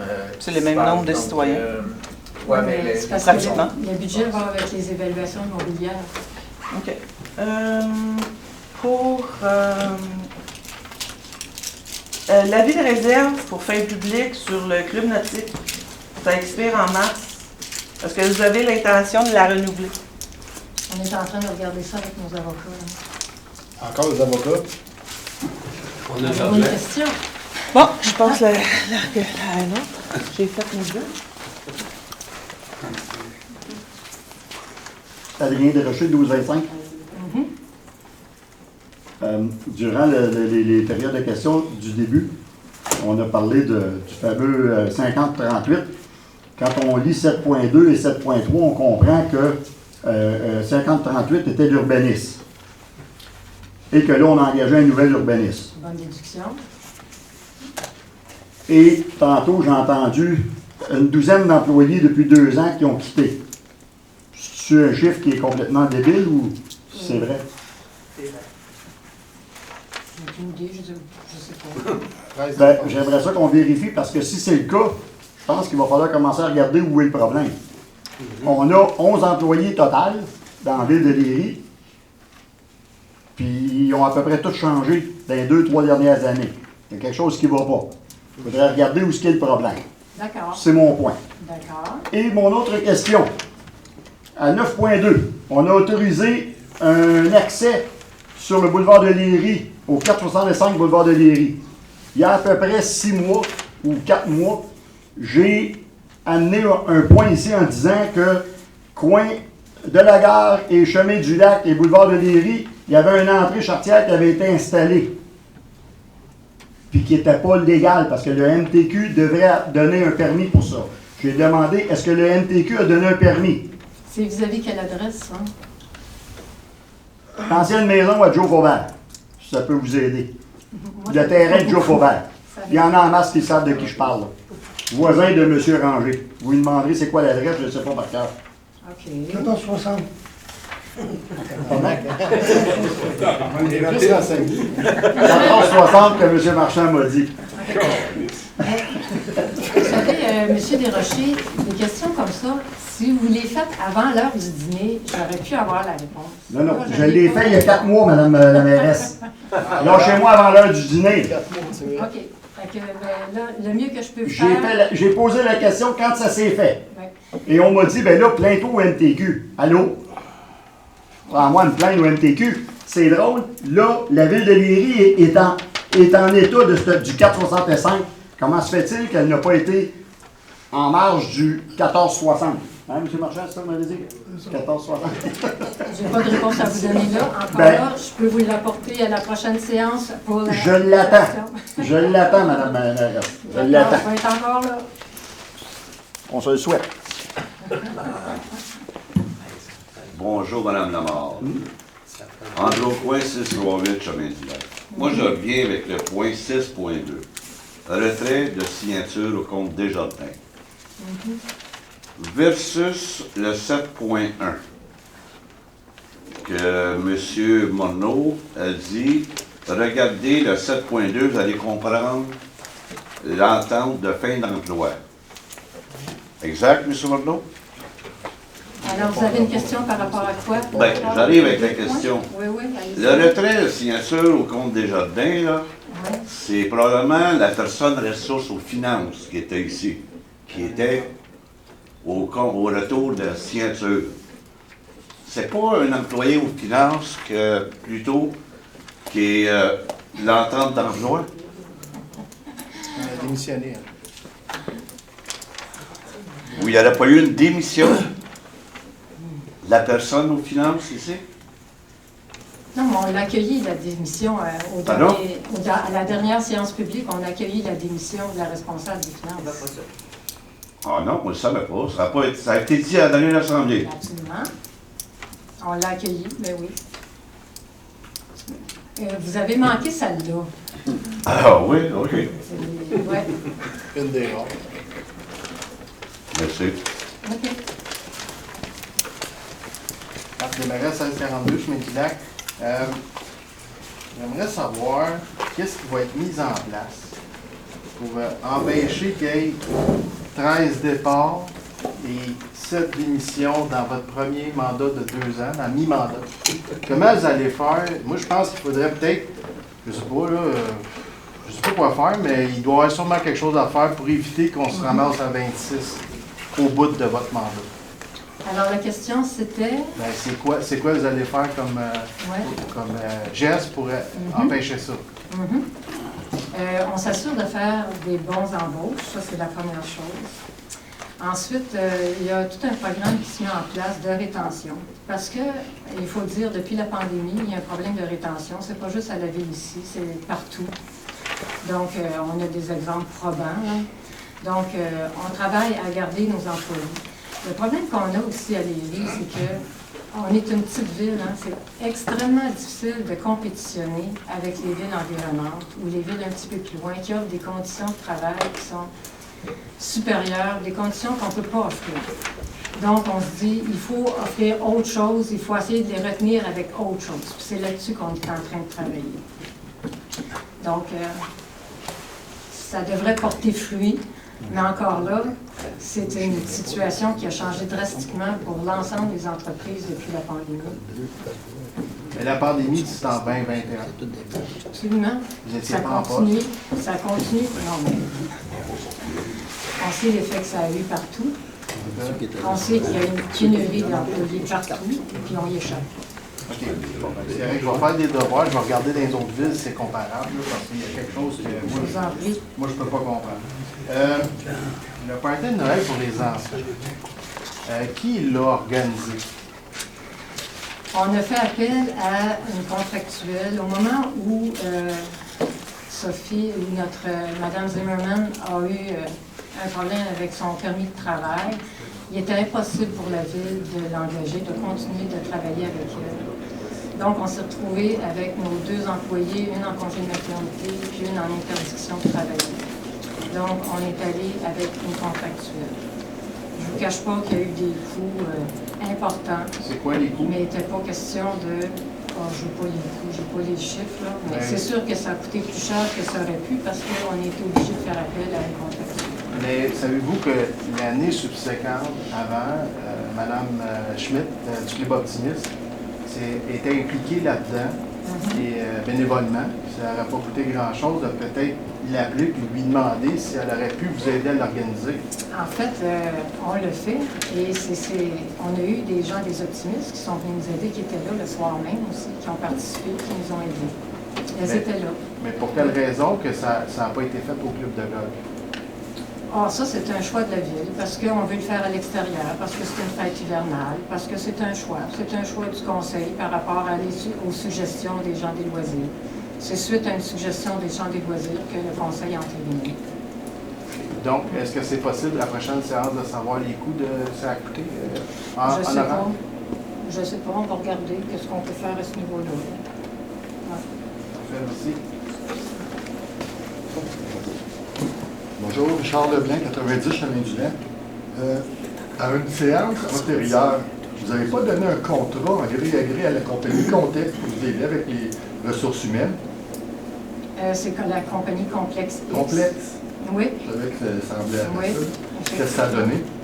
Bien, c'est À avec part eux perdre qu'on des travaille. employés. C'est avec eux qu'on travaille justement pour le plan de rétention. Oui. Je comprends. Puis pour le responsable du service de l'urbanisme, le contrat d'embauche, je n'ai pas vu passer d'affichage de poche, de sélection d'entrevue ou de... Est-ce que ça a été fait selon les règles de l'art? Tout ça a été fait, le poste a été affiché, on a eu 3 entrevues plutôt qu'une. L'a rencontré, il y a des gens du conseil qui l'ont rencontré. Tout a été À quelle fait. place que ça a été envoyé? Parce que d'habitude, on les voit passer dans la vague. Quoi qu'il y a un problème avec la vague, quand je ne le reçois pas à 90, ma soeur le reçoit au 16,55. Quand elle ne le reçoit pas, moi je le reçois. Ouais, Il ça, faut s'assurer qu'il est livré partout dans la ville. Oui, bien ça, c'est dû, vous savez, hein, il y a différentes routes là, de France Canada. Puis là encore, avec la situation, le défi que ça a posé d'avoir des gens au loisir, le service des loisirs s'est vidé, là, parce qu'une en congé de maternité, l'autre pour permis de travail, et c'est elle qui s'occupait de ça. Donc oui, effectivement, il y a eu des situations malheureuses par rapport à ça. OK, merci. C'est le président. En janvier, il y avait une entente CNE-SSD. Qui signe les ententes? C'est-à-dire? Ben, quand vous faites une entente comme ça avec un employé, la téléphone fixe, Oui. La CNE-SSD, ben, probablement c'est l'agent, mais ici, c'est qui? Ici, c'est M. Morneau, notre directeur général, qui signe, selon ce qui a été approuvé, dans les limites de ce qui a été approuvé par le Conseil. D'accord, merci. Mon autre question, ça concerne le règlement de taux de taxe. Quand on constate que dans la phase 1, tout augmente, la place du marquis eau potable est 0 pour l'année 2024 et une réduction pour l'égout. Oui. Ça, est-ce que c'est eux parce qu'ils ont un autre contrat que le phase 1? Tout à fait. C'est une taxation, Monsieur Morneau, je dis des grossièretés, vous me direz, là. Mais oui, c'est un territoire qui est spécifique et eux, leurs infrastructures finissaient d'être payées l'année passée. Fait que cette année, ils ont pu payer l'infrastructure, d'où la baisse importante de taxes qu'il y avait par rapport aux... Non, mais moi, je parle de la taxe d'eau. Je parle pas de le règlement d'emprunt. La taxe d'eau? J'ai la réponse. Oui. La ville de Châteauguay nous fait des estimés sur les valeurs, on les met au budget. Et cette année-là, ils n'ont pas dépensé la totalité. Donc, on l'appelle ça un crédit. Ça fait une ristourne, mais en fait, un retour d'argent non dépassé. Donc, on paye, ils nous ont retourné de l'argent. Donc, c'était un peu odieux de regarder un montant alors qu'ils ont déjà payé ce montant-là. Ça a donné 0. C'est un addon. Non, c'est juste que c'est bizarre que oui, c'est tout spécial. le monde augmente, mais eux, ils ne paient plus rien. Mais non. D'accord, monsieur. Ça fait plaisir. Une petite question pour vous. Les mesures d'urgence. La personne, la responsable des mesures d'urgence, c'est quoi son mandat? Responsable, c'est un coordonnateur des mesures d'urgence. C'est un coordonnateur en sécurité civile maintenant. Donc, c'est quoi le mandat? C'est comme un chef d'orchestre. Autrement dit, je vous donne un exemple. Niveau eau du fleuve. Donc, on reçoit des avis des responsables du fleuve, autrement dit des niveaux de fleuve. Donc, on va recevoir des alertes. À ce moment-là, cette personne-là, le coordonnateur, va faire des préavis à tous ces, on appelle ça des missions, donc les responsables des missions. Et il va coordonner, autrement dit, la mise en place des besoins en mesure d'urgence. Donc, dans ce cas-là, c'est ça, les travaux publics vont apporter des sacs de sable à tel endroit, après ça, barrer des rues. Et tout ce phénomène-là, donc la gestion de cette information-là, c'est le coordonnateur qui fait ça. Et des fois avec d'autres intervenants comme Hydro-Québec. Donc, s'il y a des pannes électriques, on a des contacts directs, des téléphones privilégiés pour prendre l'information et la redescendre. Puis il y a les élus qui sont à côté pour les informer de toute cette situation-là. Donc c'est un peu hors orchestre, il n'est pas sur le terrain vraiment, mais il prend le plan de mesures d'urgence, vérifie tout ce que chacun a à faire. Puis le coordonnateur, généralement, va entreprendre des échanges avec le maire et le ministère des Affaires municipales pour gérer donc la signification de l'ouverture et la fermeture des mesures d'urgence. Et je résume ça, mais vraiment simple. Donc, si je comprends bien, le chef d'orchestre, il faut qu'il soit bien à vue de l'équipement nécessaire à la ville, les employés, etc. C'est ça que je comprends. Il y a tout un plan, c'est documenté. Le défi majeur, c'est de maintenir cette documentation-là à jour. Oui, en fonction des équipements qui bougent. La connaissance aussi des employés, etc., qui vont à la bonne place, au bon endroit. Oui. Est-ce que ça n'aurait pas été, puis ça, c'est pas contre Marie-Chantal Laberge, j'ai rien contre la dame, mais ça n'aurait pas été mieux de mettre le greffier adjoint que vous avez engagé, qui est au fait de tout ce qui est dans la ville, qui est près des employés et tout, de le mettre responsable quand M. Morneau ne peut pas être là? C'est un choix du conseil. En fait, la personne la plus, désolé le terme, militaire, avec plus de structure de ce type-là, c'est le directeur du service incendie. Malheureusement, le ministère le ministère de la Sécurité publique ne veut pas que les directeurs soient impliqués dans la structure. Normalement, ce serait lui, là, moi je mettrais par défaut, de par sa façon de réfléchir aux interventions. Mais le directeur incendie a une mission qui est incendie. Ils veulent qu'il soit dédié à cette philosophie-là. Donc, ça prend quelqu'un qui est un peu à l'externe puis qui a un sang-froid aux événements, qui n'a pas vu quelqu'un qui est parti à l'eau, parce qu'il y a des dérives, etc. Donc, ça prend quelqu'un qui est à l'extérieur pour juger de la prochaine étape. C'est plus dans ce sens-là. Est-ce que ces choix-là ne peuvent pas évoluer au fur et à mesure des personnes qui sont à la municipalité? Oui. Est-ce que ça sera toujours elle? Probablement pas. Mais pour l'instant, je pense qu'il fallait refaire l'organigramme parce qu'il n'y avait pas les gens copiés présentement. Non, je m'excuse. Allez vous asseoir, vous viendrez à votre tour. Non, c'est pour vous aider. Non, j'ai pas besoin d'aide. Allez vous asseoir. Ce que j'aimerais savoir, dans le fond, est-ce que Marie-Chantal Laberge sera rémunérée par ce poste-là si elle fait du travail? Je peux répondre parce que moi j'ai eu une plus petite municipalité qu'ici à gérer au niveau des mesures d'urgence et on n'avait pas le staff, on n'avait pas un nombre de personnes. Normalement on prend des gens dans les bureaux parce qu'on les rémunère justement. Donc c'est rarement des bénévoles. Quand on en a, on en prend. Donc elle ne sera pas rémunérée. Parce que c'est pas dans les exigences, c'est pas dans la structure de... C'est une bénévole, donc. Donc, elle n'a pas... j'y ferai pas en bon français un contrat. Le conseil ne m'a pas demandé de faire un contrat. Donc, elle connaît déjà le rouage du plan et voulait s'appliquer tout simplement encore. Donc, est-ce qu'elle va rester jusqu'à la mise en place ou après ça, certains temps? Peut-être, mais elle ne fera pas ça à vie. Donc, c'est une bénévole. Elle n'est pas rémunérée, elle est bénévole. Merci. Et présentement, elle travaille plus avec nous pour le texte. Donc libeller le texte, le cachette, donc avec la firme. Mario Lechapelle, j'avais une question concernant le boulevard urbain qui semble avoir été bien accueilli. Est-ce que ça comprend le fameux, pas clignotant, mais le feu de circulation? Feu de circulation, oui. Quand on dit bien accueilli, est-ce que ça veut dire qu'il y a un montant d'argent qui est injecté avec ça en même temps ou pas du tout? On n'est pas là. Bien accueilli, on est juste dans le sens d'organisation qu'on a suggéré. Oui, bien accueilli, ça veut dire qu'ils acceptent de continuer de regarder le dossier. Ça s'appelle un accusé de réception favorable.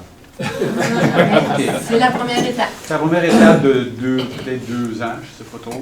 Ah ben non. On ne sait pas. On ne sait pas. Au niveau du turnover, au niveau des urbanistes, est-ce qu'on a une espèce de, je vais appeler ça un back order, mais est-ce qu'on a accumulation d'ouvrages à faire qui va faire en sorte qu'il va y avoir des délais pour l'octroi des différents permis de construction, parce qu'on s'en va en pleine période de construction puis d'approbation.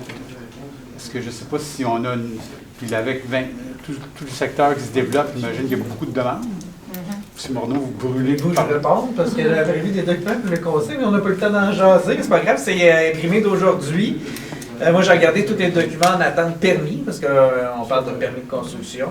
Il y a tous les permis qui sont là. Il y a des permis en attente parce que les gens n'ont pas déposé de documents. Mais tous les autres sont en étude dans un délai de 30 jours. On a une inspectrice que j'appelle virtuelle, qui a avec 25 ans d'expérience, qui, lorsqu'il y a un flux plus élevé que permis, elle en prend à sa charge. Donc, la zone tampon d'émission de permis, ça va très bien. Okay. C'est pas un enjeu. Donc, il n'y a pas de délai à prévoir nécessairement compte tenu du changement. Comme monsieur disait, 13 jours, pour certains, ça peut paraître long, mais dans le règlement, c'est 30 jours. Donc, les gens, à Noël, si vous passez couper un arbre ici ou faire d'autres choses, il faut déposer en avance vos documents parce que des fois, on a des questions, puis c'est tout à fait légitime d'avoir quelques questions avant de compléter l'analyse de permis. Mais monsieur, 13 jours, c'est l'urgence. C'est long pour elle. Okay. Merci. Mada, pour ce qui est des événements que vous avez eus, j'ai eu de très bons commentaires sur les événements. Et en terminant, la centrale d'appel, l'automatique d'appel, c'est plus que nécessaire parce qu'avec la vie d'évolution qu'il y a eu, mais que moi je ne savais pas, je pense qu'on aurait peut-être pu utiliser la communication email. On reçoit des courriels en général, d'informations générales. Ça va être au choix.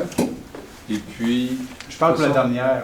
Le dernier événement qu'on a eu, je me demandais, c'est une de mes questions que j'avais préparées, pourquoi on a poursu de courriel nous disant qu'il y a eu un problème?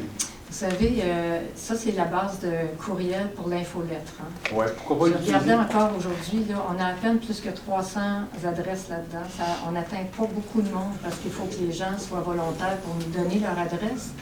Et en plus, on a seulement les noms et les courriels. On ne sait pas où ils sont. Donc, si on va envoyer, par exemple, une note d'ébullition pour le secteur ouest, on ne sait pas qui habite au secteur ouest parmi les 300 adresses qu'on a.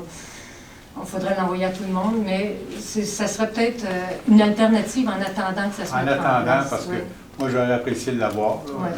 Merci. Oui, c'est mieux que rien. Pas de précision. Oui. Céline Préjean, j'ai une question concernant le paiement de taxes. Madame Préjean, juste une seconde, oui. Il y a un complément d'information. Je peux faire, vous me permettez de faire une précision? D'accord, c'est gentil, merci. La Ville a déjà de l'information via le bottin, en fond, de notre département de graphisme, mais le problème, lui aussi, est complet. Il y a beaucoup d'informations à l'ERI, puis c'est ça qu'on essaie de faire depuis un certain temps, mais ça demande à se concentrer là-dessus. Puis il y a toujours des urgences, des trucs comme ça, qui fait qu'on ne le fait pas ou on le fait à moitié. On a déjà beaucoup d'informations, et puis c'est quelque chose qu'on doit ramasser pour centraliser.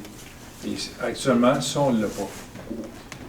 Mais c'est quelque chose sur lequel on veut travailler, et puis d'avoir ce service-là va justement nous donner l'incitatif pour régler ce problème-là. Merci. Ma question, c'est concernant le paiement de taxes. Est-ce que la Ville permet 4 versements à partir d'un certain montant? 4 versements au lieu de 3?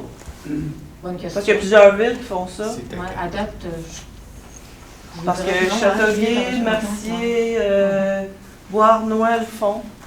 Non. Je me disais que maintenant, ça serait peut-être intéressant pour... On pourrait mettre ça dans notre boîte à suggestions. Ben oui.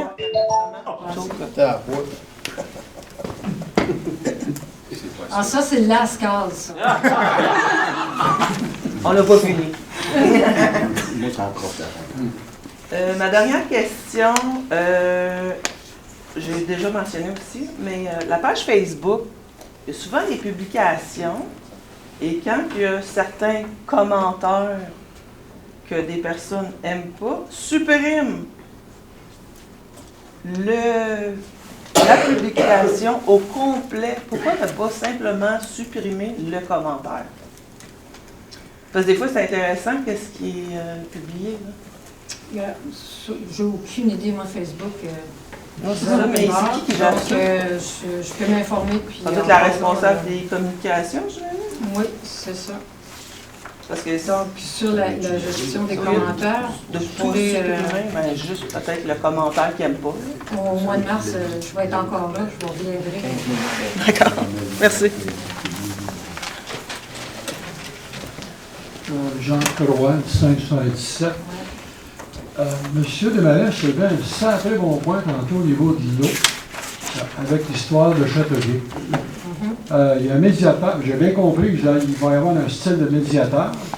Donc, le torchon brûle-t-il dans le moment, au niveau de l'eau?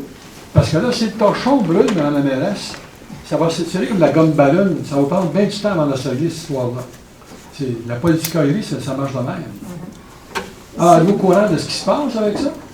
Ben, on est en négociation. Les négociations, ça veut dire que chaque partie fait valoir ses points à la partie en face d'elle. On en est là. On va savoir plus d'informations à venir.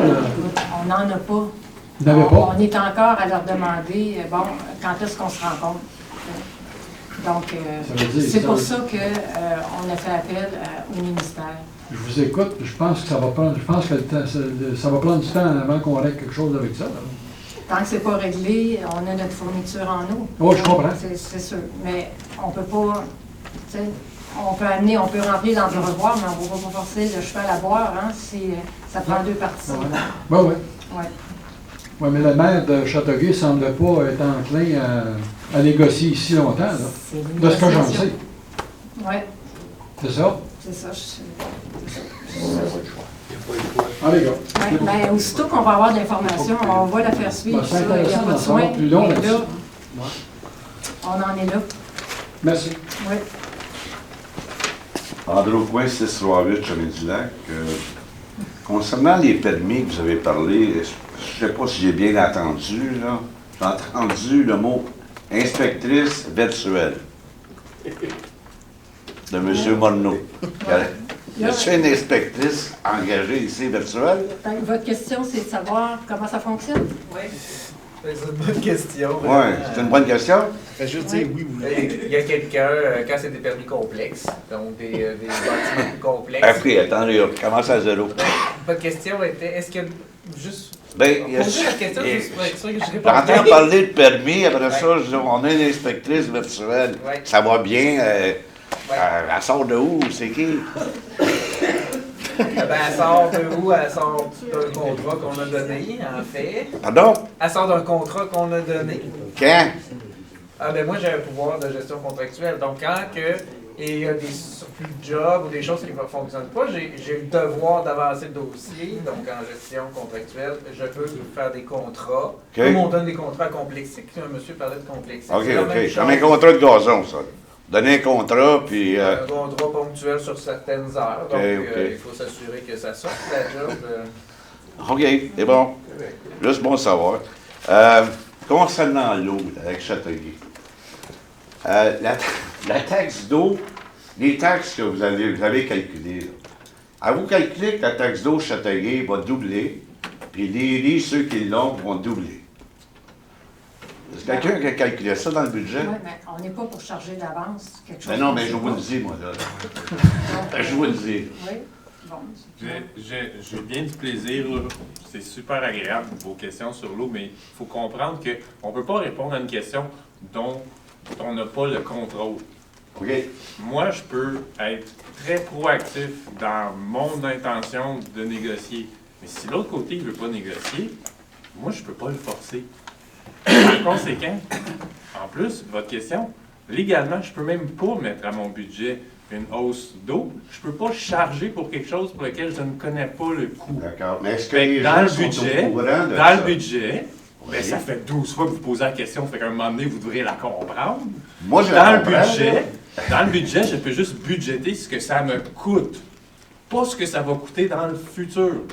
Ça dépend d'une négociation, puis je suis d'accord que c'est de la politicaillerie. Le problème, c'est que c'est l'autre côté qui a fait la politicaillerie. Oui. Ben, moi, je peux pas forcer Châteauguay à agir alors que nous, on attend juste ça. Écoutez, je vous en veux C'est pas. parce que ça devient redondant et répétitif, vos questions. J'ai d'autres choses à faire, excusez-moi, mais elle s'en vient plate, votre question. Ah ouais? Oui. Puis je sais que je suis filmé, fait que je sais que je peux passer à l'infoman.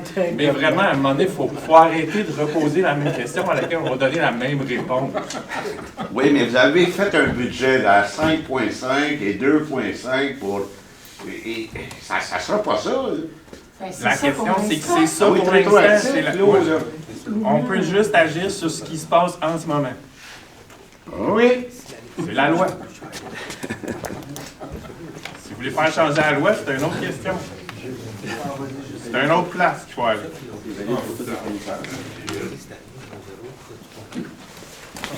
Gilles Marchand, 1673, je viens du lac.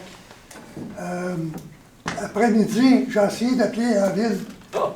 Pourquoi faire compliqué quand ça peut être simple? Avant, je faisais le zéro, l'IA me répondait. Tandis que là, il faut pitonner des nombres. On ne connaît même pas le nombre de personnes qui changent, puis on n'a pas les noms. Monsieur, pour vous déplacer. Ah ouais. Vous avez pogné la Ça m'aide à refaire. virtuelle. Mais on met ça dans la boîte à suggestions. Effectivement, c'est une amélioration. On va regarder ce qu'on peut Quand faire. j'appelle à la caisse populaire, la personne que je veux parler, elle a un numéro de 7 chiffres. Je pitonne les 7 chiffres, puis je parle à la dame. Mais c'était qu'ici, il faut pitonner le nom de famille, puis avec le nombre de personnes qui ont changé, c'est difficile. En plus, elle est bon. J'allais vous dire, si vous allez sur le site web, vous allez voir quel J'ai numéro pas d'enregistrement. d'Internet. C'est pour ça. Mais, J'en veux pas non plus. mais écoutez, quand vous faites la comparaison avec Desjardins, avec les 7 chiffres, ici aussi, là, on a 3 chiffres pour chacun, mais il faut les connaître. C'est ça qui est Parce important. qu'avant, pesait sur zéro, puis là, l'IA m'a Oui. Oui, donc oui, je comprends la problématique. On va regarder. Marc Desmarais, 1642. Monsieur le maire, en décembre, avait dit qu'il y avait eu 20 cibles d'eau parasitaire. Sur ces 20-là, on est rendu en février, combien ont été réglés de façon officielle? Honnêtement, je ne suis pas au courant des 20. Ce que je répète un peu ce que j'ai dit tantôt, c'est que les plus évidents ont été identifiés, puis qu'on travaille avec ceux-là actuellement, puis qu'on a une bonne collaboration. Mais ça serait le fun d'avoir un suivi sur le nombre qui est réglé pour qu'on ait un moment donné une Ben fin. là, je vous en fais un suivi. Là. Je vous ai dit comment ça avançait dans chacun des secteurs. Puis aussitôt qu'on va avancer. Oui, mais vous n'avez on va pas le mis faire. d'échéancier sur vos 3 points. Non, effectivement. Là, les contrats vont se donner. On avance. Parce que Effectivement. à quoi data a été donné le contrat? Absolument. Le travail a été fait. Là, on Ah, attend ils le l'ont fait? rapport. OK, parfait. On attend le rapport. Pour ce qui est de l'Église, Oui. dans le budget là, de cette année, il n'y a rien de prévu à ce point de vue-là. Donc, il n'y aura pas de mouvement par rapport à l'Église. On va voir quand. Ouais. Vous avez la réponse. encore une En fois. fait, la question est large, si vous voulez que je Oui. réponde. C'est pas tout à fait vrai qu'il va y avoir rien. Il y a à compléter le devis, qui est assez complexe. Donc, devis si on de parle de démolition. devis d'appel d'offres, ben, il y a des choses qui vont se faire, mais je suppose qu'on parlait de démolition. Donc, au niveau de la démolition, le conseil n'a pas mis d'argent dans le budget. On l'avait déjà dit, on répète ce qui avait été dit, je pense, en janvier. Là. Dans le comité d'embellissement, peut-être ça serait le fun, peut-être penser juste peinturer les plywood, ça aurait de l'air un peu mieux en attendant. Suggestion. Tu sais, Parfait. ben non, on a des artistes dans la ville, là, on pourrait peinturer des fleurs sur le plywood, ça serait plus beau, ça aurait l'air moins abandonné. Tu sais, puis je me pose encore la question, pourquoi le locataire du presbytère a été mis dehors? Écoutez, la maison n'est pas salubre, fait que c'est ça. Vous avez un rapport là-dessus? On a un rapport là-dessus. Parfait, merci.